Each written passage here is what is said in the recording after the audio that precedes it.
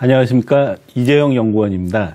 이번 기초 세미나는 연준의 통화 정책에 대해서 설명드리도록 하겠습니다. 일단 이제 시중에 유동성이 많이 풀려 있다. 그러니까 유동성을 공급한다라고 했을 때 그 유동성에 대한 본질을 조금 이제 생각해 볼 필요가 있는데요.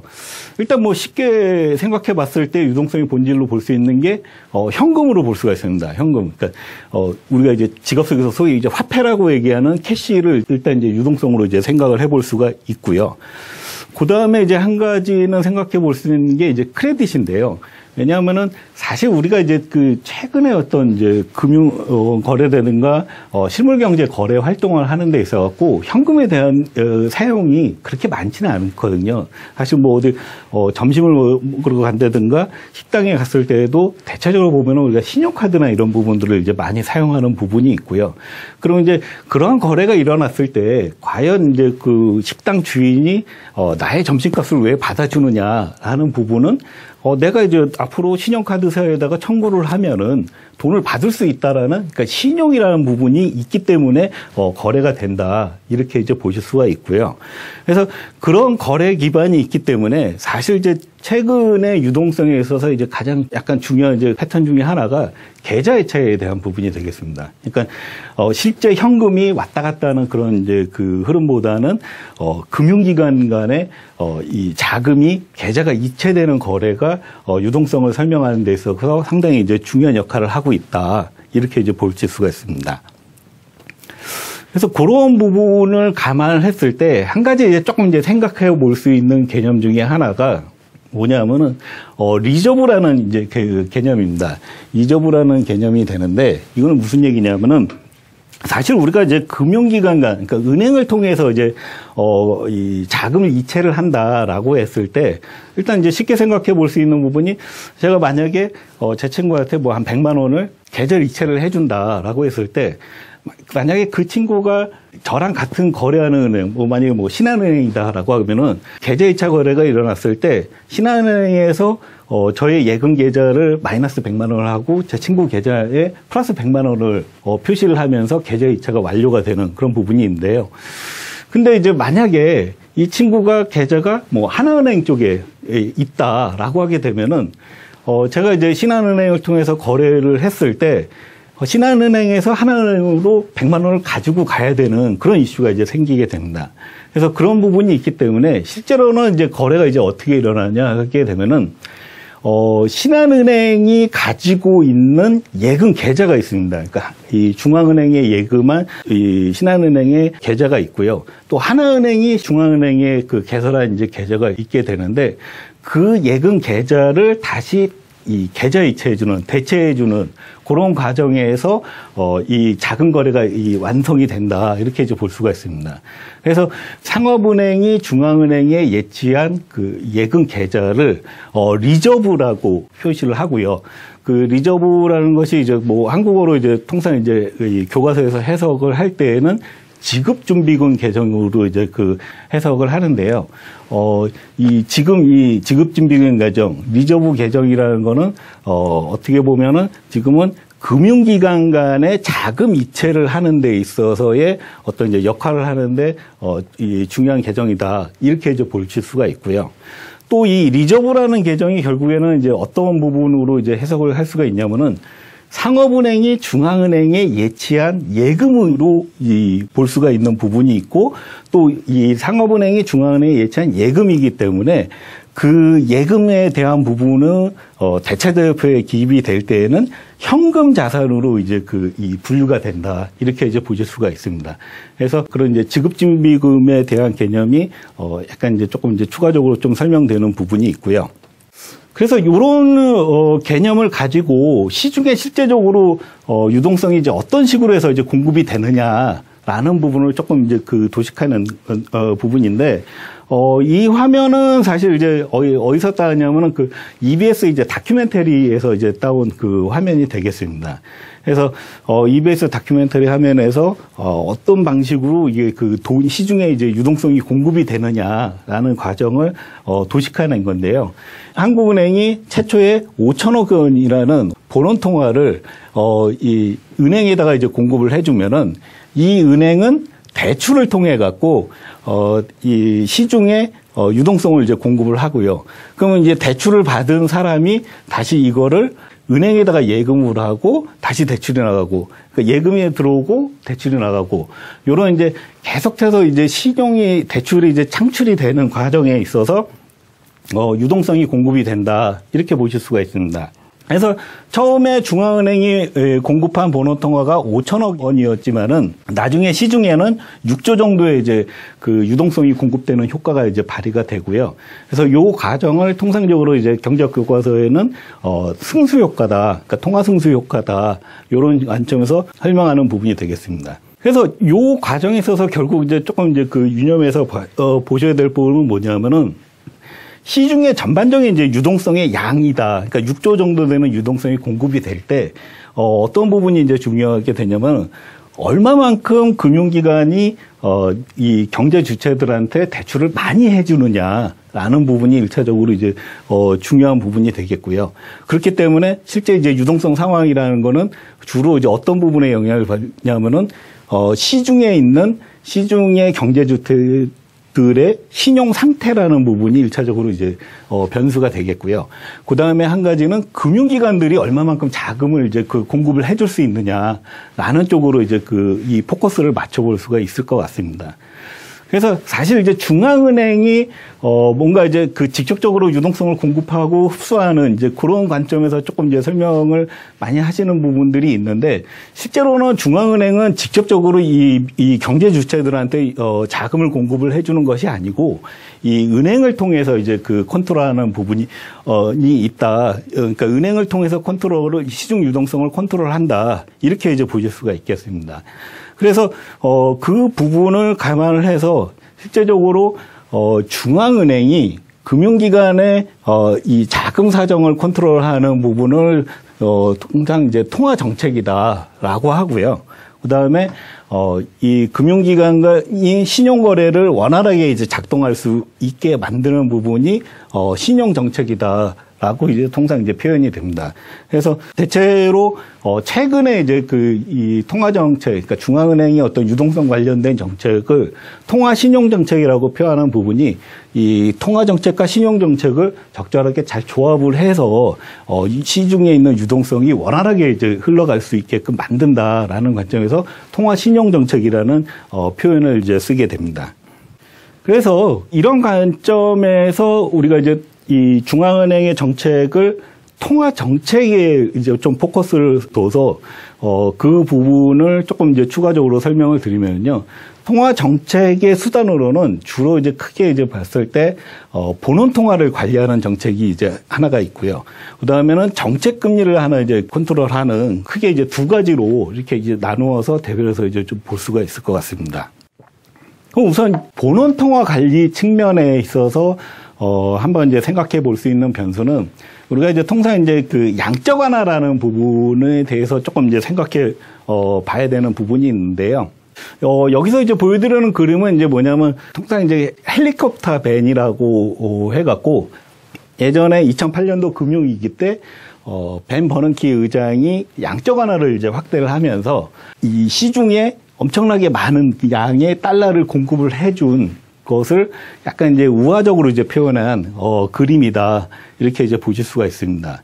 그래서 이 그림을 보게 되면은 벤 버넌키 의장이 이끌고 있는 연방준비은행에서 달러를 엄청나게 많이 찍어왔고 시중에 이제 공급을 하고 있구나 라는 식으로 이제 그 인식을 할 수 있는 그림인데요. 사실 이제 이런 그림에 입각을 해갖고 통상 이제 그런 표현들을 많이 쓰거든요. 그러니까 연준이 돈을 많이 찍어서 경기를 부양한다, 화폐를 엄청나게 공급을 하고 있다라는 관점으로 이제 많이 표현이 되는데, 실제로는 저는 이 그림이 약간 요 그림에 대한 개념을 약간 잊어야 된다. 그러니까 이 그림에 대한 개념을 무시해야지 지금의 통화 정책에 대한 구조가 이해가 된다. 이렇게 좀 설명을 드릴 수가 있습니다. 왜냐하면은 아까도 설명드렸지만은 이 시중에 있는 유동성은 중앙은행이 직접적으로 시중에 공급하는 것이 아니고 상업은행을 컨트롤하는 과정에서 이제 이 시중의 유동성을 컨트롤하는 거기 때문에 실제로는 상업은행의 계정이 어떤 식으로 이제 돌아가느냐라는 것을 가지고 유동성 정책에 대한 효과라든가 이런 부분들을 파악을 해야 된다라고 이제 보실 수가 있겠습니다. 그래서 이제 이 그림은 이제 뭐냐면은, 연준의 이제 홈페이지에서 이제 바로 이제 조회하실 수 있는 이제 그림이 되는데요. 그래서 연준의 자산 규모를 이 그래프로 나타낸 거여서, 2007년, 금융위기가 나온 2008년 이전서부터 해갖고 최근까지 이제 그 흐름을, 그려놓은 그림이고요. 2008년 금융위기 이전에 연준의 자산 규모가 한 8천억 불 정도, 8천억 달러 정도, 수준에서 유지가 되다가, 금융위기 이후에 양적 완화를 단행하면서 2008년도에 연준의 자산 규모가 2조 달러를 넘어서는 수준으로 크게 확대가 되는 그런 이제 흐름을 보였었고요. 이후에 2차로 다시 양적 완화를 재개를 해서 2011년에 2.8조만큼 다시 이제 6천억 불 정도가 이제 늘어나는 그런 이제 패턴을 보였고요. 다시 이제 3차 양적 완화 때 2014년도에 연준의 그 자산 규모가 4조 5천억 달러 수준까지 확대가 되는 흐름을 보였습니다. 그 수준이 계속 이제 한동안 유지가 되다가 2018년도부터는 연준의 자산 규모가 이제 축소가 되는 이제 테이퍼링이 이제 시작이 되었고요. 그래서 2019년도에는 연준의 자산 규모가 3조 7천억 달러까지 이제 줄어든 이후에 다시 이 작년서부터 무제한 양적 완화를 통해 갖고 자산이 확대가 돼서 현재는 이제 7조 달러가 넘는 규모까지 연준의 자산 규모가 이제 늘어나 있는 상황이다. 이렇게 이제 보실 수가 있습니다. 그러면 이제 앞서 이 헬리콥터 벤이라는 이제 그림을 이제 연상을 해보게 되면은, 연준의 자산 규모가 이렇게까지 이제 막 늘어나는 과정이 이제 진행이 되면서, 엄청나게 많은 양의 화폐가, 공급이 되었구나라는 쪽으로 이제 생각을 해볼 수가 있는데요. 그러면 이제, 실제로 이제 이 중앙은행이 공급을 하는 본원 통화에 대한 그 양은 어디에 이제 계산이 되냐면은, 연준의, 부채 계정에 이제 이 계산이 되게 됩니다. 그래서 실제로 요것도 이제 연준의, 이 부채 계정을 연준 홈페이지에서, 다운로드 받은 그림이 되는데요. 이 부분을 보시면은, 지금 이 파란색 선으로 이렇게 쭉 표시돼서 이제 가는 부분이 화폐 발행액입니다. 그러니까 통화량에 대한 이 화폐가 프린팅돼서 유통이 되는 양을 이제 그려놓은 건데, 보시면은 완만하게 이제 증가를 하면서 최근에 2조 달러 정도 조금 이제 넘는 수준으로 완만한 증가세를 보이는 부분이 있었고요. 그다음에 실제로 연준의 자산 증감하고 비슷한 증감 패턴을 보이고 있는 계정은 이제 뭐냐 하면은 요 패턴이 되는데, 이거는 뭐냐면은 Deposit of Depository Institution이라고 해갖고 상업은행들이 연준에 예치해 놓은 예금이 현재 이제 3조 달러가 넘는 규모로 확대되어 있는 상황입니다. 그러니까 아까 이제 설명드렸던 이제 리저브라는 이 계정이 여기에 이제 반영이 되어 있다, 이렇게 이제 보실 수가 있고요.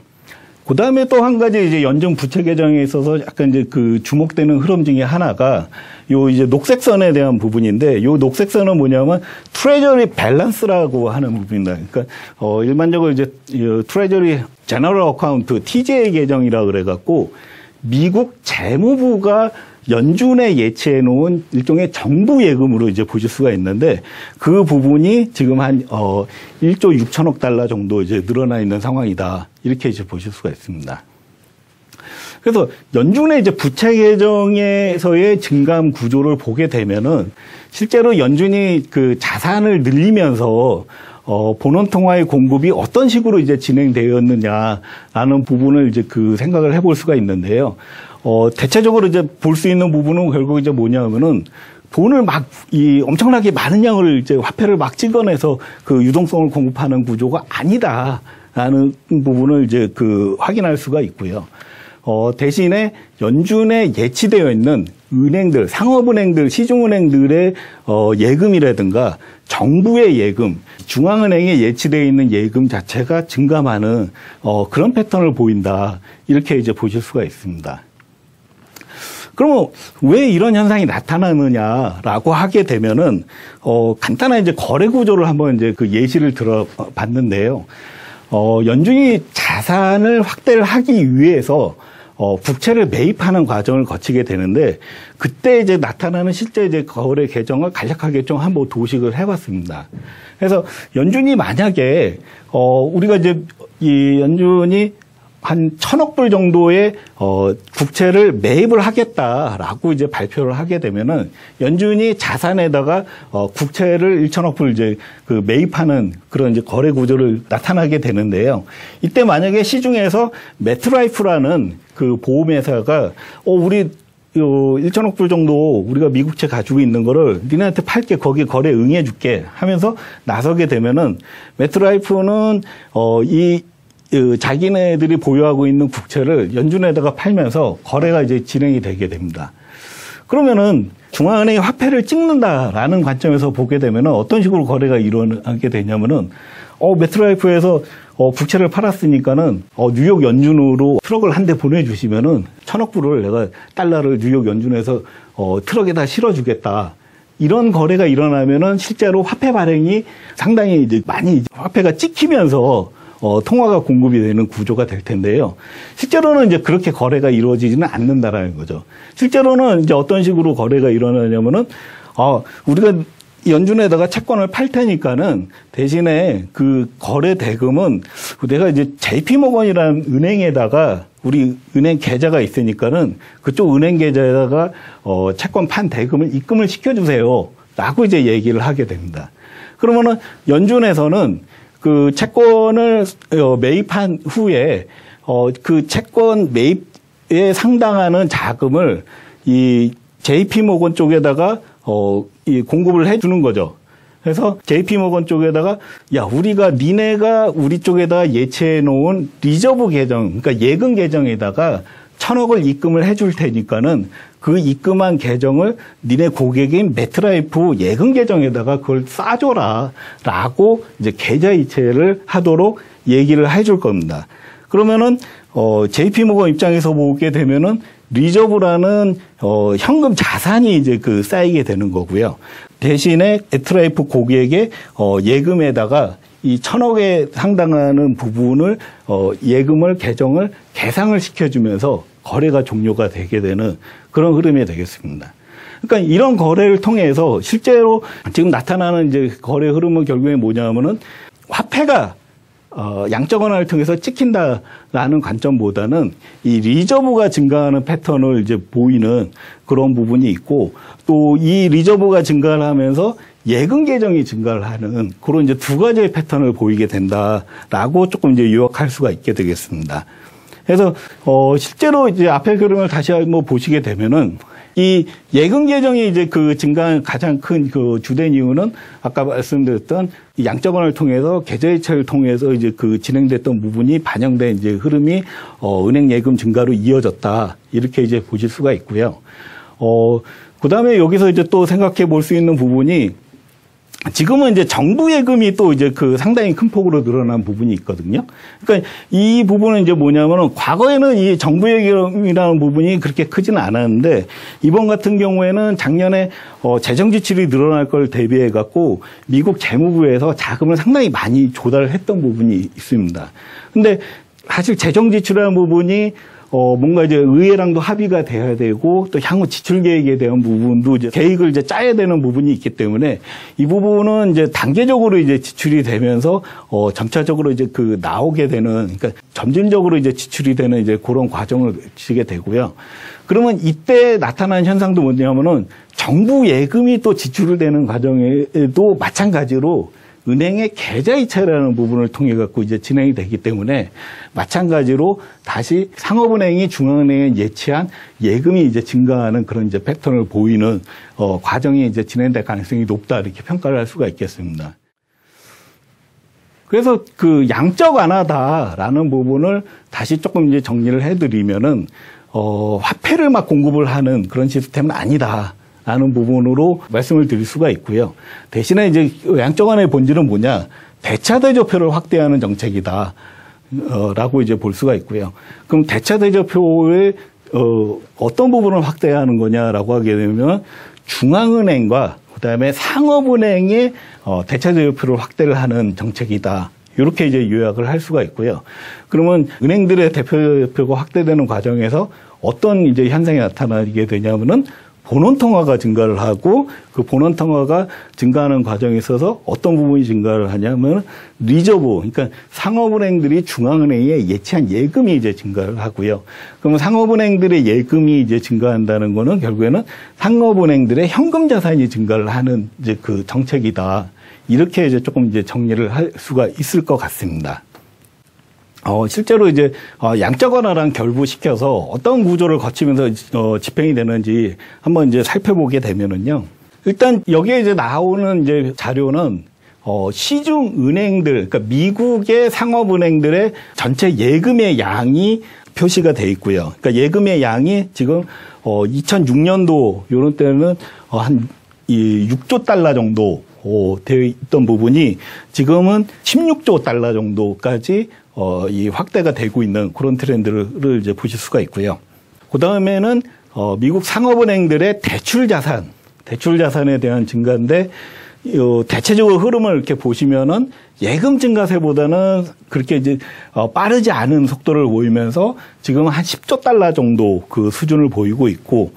그 다음에 이제 이 붉은색 선으로 이제 표시된 부분은 미국 상업은행들의 현금 자산, 그러니까 리저브라고 이제 얘기하는 이 현금 자산의 양이 지금 이제 3조 달러가 넘게 이제 쌓여 있는 부분이 이제 표시가 돼 있고요.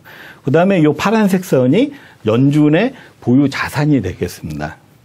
그래서 이 네 가지 변수를 한번 이제 좀 시기별로 흐름을 조금 이제 지켜보시면은 2008년도 이전에는 보시게 되면은 예금하고 대출, 그러니까 상업은행들의 예금과 대출 자산에 대한 규모의 그 차이가 별로 크지가 않았었습니다. 그러니까 실제 상업은행들의 속성이 어떻게 보면 자금을 조달을 해서 그 조달된 자금을 대출로 이제 운용을 하는 거기 때문에 될 수 있으면 예금의 이 대부분을 다 대출로 운용을 해서 이자 손실을 이제 막는 이제 그런 이제 패턴을 보이게 되는데요. 근데 이제 문제는 뭐냐면 2008년도 금융위기가 빵 터지게 되면서 시중에 이 신용을 줄 수 있는 대출을 줄 수 있는 대상이 상당히 많이 줄어들었다는 거죠. 특히 이제 2008년도 같은 경우에는 리만 브라더스 이제 파산처럼 금융기관들의 신용도가 상당히 악화가 되는 쪽으로 이제 진행이 됐기 때문에 금융기관도 못 믿는데 누굴 믿느냐라는 관점에서 크레딧 시장, 그러니까 신용시장이 상당히 이제 붕괴가 되면서 실제 이 당시에 미국 상업은행들의 대출 자산에 대한 추이가 감소를 하는 이제 흐름을 보이게 됐습니다. 그러니까 그러다 보니까는 어떤 이 양적 완화를 통해 갖고 연준이 자산을 늘려주게 되면서 시중은행들의 예금이 이제 동시에 늘어나고 현금 자산이 늘어나갖고 대출 자산이 감소하는 부분을 어느 정도 상쇄시키는 이제 흐름을 보였다. 이렇게 이제 보실 수가 있고요. 그 이후에 2014년도까지 대출이 어느 정도 이전 수준까지 이제 회복세를 보이는 과정에 있어갖고 이때부터는 2014년도 이후부터는 반대로 상업은행들의 현금 자산이 쭉 약간 완만하게 이제 감소를 하는 그런 패턴을 보이고 있는데요. 이 상업은행들의 자산이 결국에는 완만하게 이제 감소를 한다는 얘기는 이제 무슨 얘기냐면은 시중에 어떤 이제 신용시장이나 이런 부분들이 어느 정도 회복세를 보이게 되면은 당장 은행들은 이제 대출 수요에 대해서 대출 영업 활동을 이제 좀 활발하게 이제 진행할 수밖에 없는데 그때 이제 쓸 수 있는 부분이 뭐냐면은 내가 중앙은행에 예치해 놓고 있는 현금 자산을 이제 쓸 수가 있다라는 거죠. 그러니까 상업은행들의 현금 자산이 완만하게 감소세를 보이면서 시중은행들의 대출 자산은 이제 증가를 하는 그런 이제 패턴을 보이게 되고요. 그런 패턴을 보이는 과정에서 맨 처음에 설명드렸던 소위 말하는 통화의 승수 효과가 작동이 되면서 대출된 자금이 다시 예금으로 들어오고 하는 이제 환류 과정이 이제 진행이 되다 보니까는 연준이 자산 규모를 일정 수준으로 유지하는, 그러니까 연준이 자산 규모를 늘리지 않더라고 하더라도 금융기관의 유동성이 공급이 되는 구조가 원활하게 작동이 되는 그런 구조가 진행이 됐다. 이렇게 이제 보실 수가 있고요. 그 이후에 이게 상당 부분 많이 진행이 되다가 이후에 작년에 이제 한번 이제 쇼크가 한번 딱 오면서 자산을 이제 급격하게 늘었는데 이때 이 당시에 이제 흐름을 이제 또 이제 비교해 보시면은 은행들의 대출은 크게 늘지는 않고 예금만 크게 늘어나는 그런 이제 패턴을 보이게 됩니다. 즉 이 얘기는 결국에는 이제 뭐냐면 중앙은행의 양적 완화를 통해 갖고 시중에 유동성이 공급이 되는 구조가 대출 증가를 통해서 이루어져야 되는데 지금은 예금을 통해서 이제 진행이 되는 부분이 있다. 이렇게 이제 볼 수가 있고요. 그렇기 때문에 향후에 유동성이 공급이 되는 패턴에 있어 갖고 이 대출 자산이 늘어나는 패턴이 진행이 될 것이냐라는 부분이 좀 이제 향후 유동성 공급 강도에 이 상당히 이제 중요한 변수가 된다. 이렇게 이제 보실 수가 있습니다. 그리고 여기서 이제 또 한 가지 조금 이제 생각해 볼 수 있는 부분이 뭐냐면은 사실 상업은행의 현금 자산이 줄어들면서 대출 자산이 늘어나게 되게 되면은 연준 같은 경우에는 연준 입장에서는 상업은행의 현금 자산이 줄어들게 되면은 연준의 부채가 이제 줄어드는 쪽으로 이제 작동이 되는 거기 때문에 이 연준이 자산을 규모도 그에 상응해서 줄이는 쪽으로 이제 작동이 될 수밖에 없습니다. 그러니까 제가 서두에서도 연준의 자산이 줄어드는 과정이 오히려 완화적인 흐름 중에 이제 하나일 수 있다라고 말씀드린 부분이 이런 이제 대출 시장 구조가 활발해질 때 이제 일반적으로 나타나는 현상이 연준의 자산 축소와 이제 가치 변동에서 나타난다 이렇게 이제 보실 수가 있는데요. 근데 만약에 시중에 이제 대출 자산이 증가를 하고 다시 이제 상업은행의 이 현금 자산이 줄어들 때 연준 자산 규모가 줄지 않고 그 규모를 유지한다라고 했을 때에는 상당 부분 또 이제 다른 변수들이 좀 변하게 될 수 있는 부분이 있습니다. 그래서 그 부분은 약간 이제 뒤에 다시 이제 정책금리 결정과 관련돼서 다시 설명을 드리도록 하겠습니다. 그 다음에 이 부분과 관련돼서 또 하나 조금 이슈로 이제 볼 수 있는 부분이 사실 지금 보여드리는 차트는 상당히 이제 많은 이제 자료나 이제 보고서를 통해서 조금 이제 소개된 그림이어갖고 좀 익숙한 부분이 계실 텐데요. 지금 이제 흰 선이 미국의 이제 통화량 M1 증가율에 대한 부분을 나타낸 거고요. 그 다음에, M2 증가율이 여기에 이제 나타나 있고, 그 다음에 미국 주가 지수, S&P 지수가 흐름이 이제 그려진, 자료인데요. 보시면은 M1 증가율이 갑자기 단기간에 거의 60% 넘게 70% 정도 가까이 이제 크게 올라간 부분이 있기 때문에 시중의 유동성이 엄청나게 공급된 후라서 나중에 이제 유동성 공급 감도가 약해질 때 조금 이제 주가나 이제 금융시장 쪽에 좀 문제가 될 수 있는 부분이 있다라는 쪽으로 좀 얘기가 되는 부분이 있는데요. 근데 이 부분도 이제 앞서 설명드린 부분을 이제 곰곰이 생각을 해보시면은 사실 이제 통화량 지표라는 부분은 이 예금 계정에 대한 부분 통계량을 집계한 지표가 되는 부분이 되고요. 그다음에 실제로 우리가 시중에 유동성을 공급이 된다라는 부분 관점에서 보는 지표는 아까 설명드렸다시피 대출 구조가 얼마만큼 활발해지느냐에 따라서 이제 이 설명이 되어지는 부분이 있습니다. 근데 지금은 어떻게 보게 되면은 예금이 증가한 부분만 지금 이제 반영이 된 부분이 있기 때문에 이 부분은 약간 이제 한 단계 더 생각을 해봐야 될 필요가 있다 이렇게 볼 수가 있고요. 앞서 보시다시피 예금은 상당히 많이 증가했지만은 대출입 증가세가 그걸 못 쫓아가는, 그러니까 괴리가 이제 커지고 있는 부분이 있기 때문에 실제로 유동성이 공급이 되고 있는 강도는 생각보다는 아직은 좀 강하지 않은 편이다. 대신에 좀 단기 자금 중심으로는 좀 공급이 돼 있다. 이렇게 이제 보실 수가 있습니다. 그래서 그 부분을 이제 조금 이제 정리를 해드리면은, 실제로 미국 M1 통계치의 1년간의 변화를 보게 되면은 현금 발행량은 한 2,500억 불 정도 증가하는데 그쳤고요. 대신에, 이 예금, 시중은행에 예치한 예금이 2조 달러 넘게 이제 증가한 부분이 있습니다. 그렇지만은 상업은행 자산에서 뭐가 늘어났냐고 하게 되면은 현금 자산, 그러니까 지준금 규모가 1조 달러 넘게 늘어났고 실제 대출 자산은 한 3천억 달러 정도밖에 늘어나는데 그친 부분밖에 없습니다. 그러니까 지금 아까 보여드렸던 M1 지표랑 이런 부분들은 이런 이제 예금 증가 부분을 반영한 부분이 되는 거고 실제로 유동성이 공급되는 대출 증가는 아직은 이제 시작도 안 했다. 이렇게 이제 볼 수가 있어갖고 향후에 이 유동성에 대한 어떤 트렌드나 흐름을 볼 때는 통화량 지표보다는 이 미국 상업은행들의 대출 자산이 얼마만큼 빠른 속도로 늘어날 것이냐 이런 부분도 조금 이제 같이 지켜봐야 될 필요가 있겠다 이렇게 설명드릴 수 있을 것 같습니다.